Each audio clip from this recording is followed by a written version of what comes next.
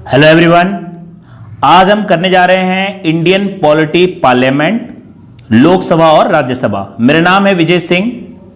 देखिए, आपको पता है जो पार्लियामेंट टॉपिक है वो आपके हर कंपटीशन एग्जाम में बहुत इंपॉर्टेंट है, चाहे वो एसएससी सीजीएल हो, एसएससी सीएचएसएल हो, एसएससी सीपीओ हो या फिर कोई भी आपके गवर्नमेंट एग्जाम, यानी कि ये स्टेट पीसीए जैसे एग्जाम में भी बहुत इंपॉर्टेंट है। तो आइए समझते हैं पार्लियामेंट के बारे में। लेकिन पार्लियामेंट को जानने से पहले आपको यह समझना जरूरी है कि गवर्नमेंट के कितने अंग होते हैं, गवर्नमेंट के कितने कंपोनेंट होते हैं। चलिए देखिए, कंपोनेंट ऑफ गवर्नमेंट। आपको तो पता है कि गवर्नमेंट जो है, चाहे वो सेंट्रल गवर्नमेंट हो चाहे वो स्टेट गवर्नमेंट हो, गवर्नमेंट में 3 पार्ट होते हैं, यानी कि कंपोनेंट ऑफ गवर्नमेंट जो है वो 3 टाइप्स होते हैं। कौन कौन से होते हैं? एक है आपका लेजिस्लेटिव, जिसको हम हिंदी में कहते हैं विधायिका। लेजिस्लेटिव का मेन काम होता है कानून को बनाना। उसके बाद सेकेंड ऑर्गन जो होते हैं, दूसरा अंग जो होता है वो एजुकेटिव होता है, जिसको हम हिंदी में कहते हैं कार्यपालिका। इसका मेन काम होता है कि जो बनाए गए कानून है उसको एजुकेट करना, यानी कि इंप्लीमेंट करना। थर्ड जो पार्ट है, तीसरा अंग जो होता है वो जुडिशियल होता है, जिसको हम हिंदी में कहते हैं न्यायपालिका। देखिए, चाहे वो सेंट्रल गवर्नमेंट हो या वो स्टेट गवर्नमेंट हो, ये गवर्नमेंट के 3 अंग होते हैं। अब हम जान लेते हैं कि जो लेजिस्लेटिव, एजुकेटिव और जुडिशियल है वो सेंट्रल गवर्नमेंट में कैसे काम करते हैं। तो देखिए, सेंट्रल गवर्नमेंट यानी केंद्रीय सरकार में जो लेजिस्लेटिव होता है उसमें काम करता है पार्लियामेंट, जो आज का टॉपिक है पार्लियामेंट। और एजुकेटिव के अंदर आता है जैसे president, PM, vice president, minister और केंद्रीय वकील, जिसको हम कहते हैं अटॉर्नी जनरल ऑफ इंडिया। और जुडिशरी के अंदर आता है सुप्रीम कोर्ट।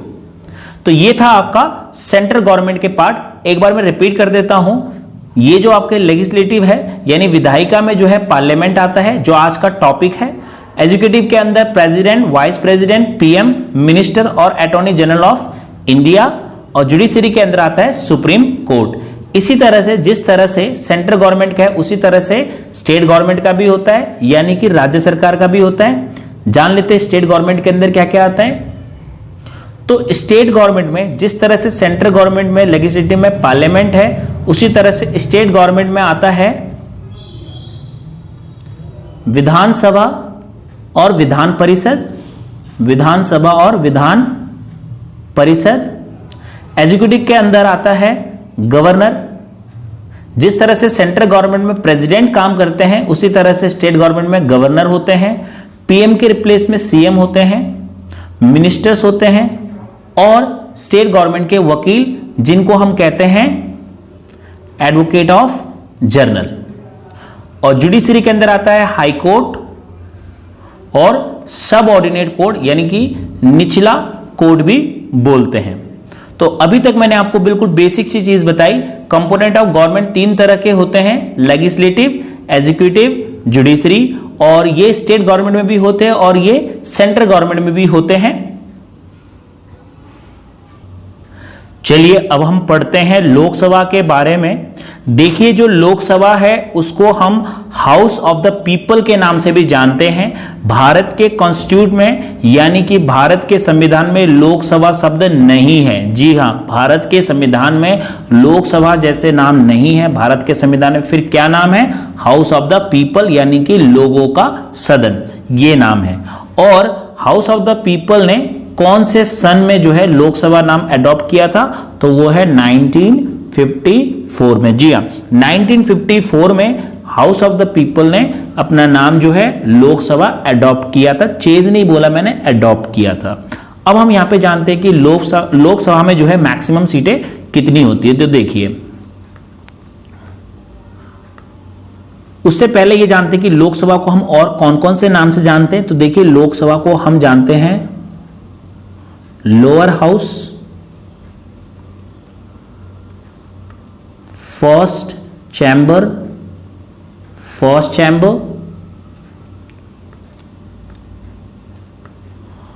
लोकसभा में जो मैक्सिमम सीटें हैं वो होता है 552, बट एट प्रेजेंट 545 है। तो मैक्सिमम सीटें जो है वो कितनी होती है लोकसभा में 552, और एट प्रेजेंट में कितनी है 545। तो ये जो 552 है इसका हम डिवीजन करते हैं तो 3 भागों में डिवाइड होता है, 530, 20 और 2। ये 530 क्या है, ये आपका स्टेट है यानी मेंबर ऑफ स्टेट, और 20 जो है वो मेंबर ऑफ यूनियन टेरिटरीज, और 2 जो है वो है एंग्लो इंडियन। जी हाँ, ये है आपके मैक्सिमम का डिवीजन, जिसमें 530 और 20 यानी कि ये दोनों जो है, यानी कि 550 जो है ये इलेक्शन के द्वारा होता है, इनमें इलेक्शन होते हैं, और ये जो 2 है ये नॉमिनेट किया जाता है, ये नॉमिनेट किया जाता है बाय द प्रेसिडेंट के द्वारा ये नॉमिनेट किया जाता है। अब आते हैं 545 के बारे में। 545 को जो है किस में डिवाइड करते हैं, तो 545 जो अभी एट प्रेजेंट में है उसको हम डिवाइड करते हैं, उसको भी 3 भागों में डिवाइड करते हैं, 530, देन इसके बाद 13, फिर जो है 2। 530 आपके स्टेट के लिए आता है, मेंबर ऑफ स्टेट, 13 जो है आपका यूनियन टेरिटरीज के लिए आता है, और 2 जो है वो एंग्लो इंडियन के बारे में आता है। अब बहुत लोग यहाँ पे सोच रहे होंगे कि ये एंग्लो इंडियन क्या है, सुना तो बहुत बार है और काफी को पता भी होगा। तो देखिए एंग्लो इंडियन का मतलब ये होता है कि एंग्लो इंडियन में जिनके आदमी यानी कि जो फादर है या कोई भी आदमी जो है वो किससे रिलेटेड हो, वो यूरोप कंट्री से रिलेटेड हो। इनमें इन दोनों का यानी कि 543 का इलेक्शन होता है, और 2 को क्या करते हैं हम नॉमिनेट करते हैं, 2 को यह है नॉमिनेट किया जाता है। देखिए लोकसभा में जो है वोट देने का जो है, यानी कि वोट देने में 61 अमेंडमेंट एक्ट 1988 में जो वोटिंग एज है वो 21 ईयर से 18 ईयर तक हो गया है, और लोकसभा में जो है वो आम जनता वोट देते हैं डायरेक्टली, और लोकसभा का जो टेन्योर है वो 5 ईयर का होता है। बट आपसे पूछ सकते हैं कि लोकसभा में सबसे ज्यादा टेन्योर कौन से उसमें था, तो आप यहां पर जवाब देंगे लोकसभा में जो है 5 साल का तो होता है, लेकिन 5वीं लोकसभा 7 साल 10 महीने और 6 दिन तक चला था। ये कब, आर्टिकल 352 जब नेशनल इमरजेंसी हुआ था इंदिरा गांधी के टाइम पे। चलिए अब जान लेते हैं राज्यसभा के बारे में। देखिए राज्यसभा का जो है इंडियन कॉन्स्टिट्यूशन में जो नाम है वो है काउंसिल ऑफ स्टेट, यानी कि इसको हम काउंसिल ऑफ स्टेट के नाम से भी जानते हैं, और भी इसके अदर नेम है जैसे कि अपर हाउस, जैसे लोकसभा लोअर हाउस है तो ये क्या है अपर हाउस है। दूसरा वो फर्स्ट चैम्बर है तो इसको हम सेकेंड चैम्बर के नाम से भी जानते हैं। और एक चीज, इसको हम परमानेंट हाउस भी बोलते हैं, और लोकसभा को हम बोलते हैं टेम्परेरी हाउस। ठीक है, अब हम जानते हैं कि इसके अंदर मैक्सिमम कितने होते हैं। चलिए राज्यसभा के बारे में जान लेते हैं। राज्यसभा में जो मैक्सिमम है, मैक्सिमम सीटें हैं वो होता है 250, और एट प्रेजेंट में जो है वो है 245।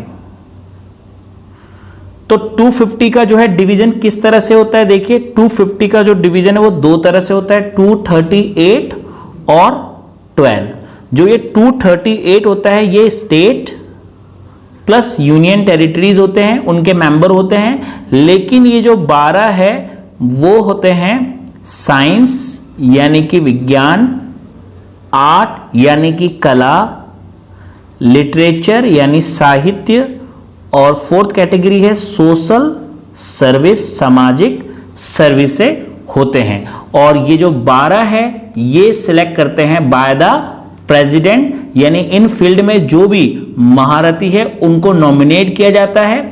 जैसे आप सोचेंगे कि भाई सचिन तेंदुलकर है, वो इनमें से कौन से कैटेगरी में आता है, स्पोर्ट्स तो है नहीं, तो मैं आपको बता दूं इनके भी और पार्ट होते, जैसे आर्ट है यानी कि कला, स्पोर्ट भी एक तरह की कला में आता है। तो इस तरह से जो है सचिन तेंदुलकर हो गया या बॉलीवुड के बहुत सारे सेलिब्रिटी हो गए, उनको प्रेसिडेंट के द्वारा नॉमिनेट किया जाता है। अब ये जान लेते हैं कि जो ये एट प्रेजेंट में 245 है उसका डिवीजन कैसे होता है। 245 का देखिए कैसे होता है। सबसे पहले इसको हम, ये होता है 2 2 9, उसके बाद ये 4, देन उसके बाद ये 12।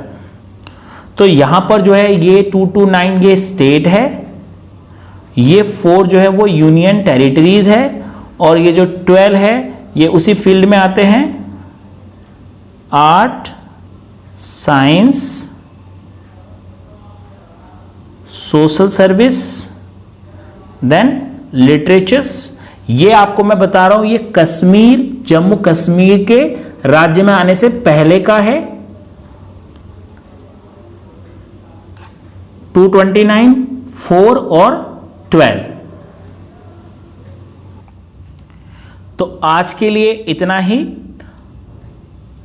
अगर आपको वीडियो पसंद आए तो वीडियो को आप लाइक करिए, शेयर करिए ज़्यादा से ज़्यादा दोस्तों में, और अगर चैनल में आप नए हैं तो चैनल को सब्सक्राइब करिए।